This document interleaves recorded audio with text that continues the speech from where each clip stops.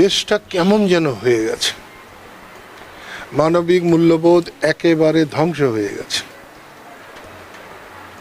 একটা সেনাবাহিনীর সদস্যর গায়ে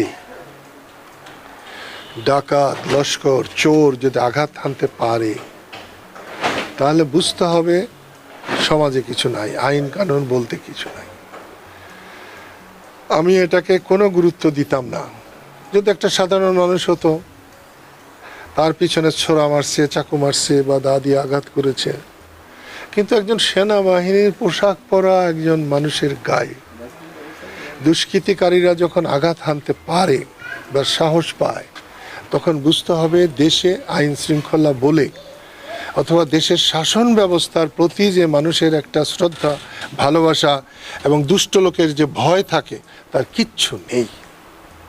আমি এসেছি, মৃত্যু মানুষের জন্মের পরে অবধারিত সত্য। সে মৃত্যু হয়েছে, বাবা বেঁচে আছেন, বোন আছে, তাদের বুক কেমন করছে। টাঙ্গাইলের মানুষকে দেখতে এসেছিলাম, দেখে গেলাম। সমাজটাকে বদলাতে হবে। অল্প কদিনের মধ্যে একটি বিরাট পরিবর্তন হয়েছে। এটাকে বিপ্লব বলা চলে, এটাকে মহাবিপ্লব বলা চলে।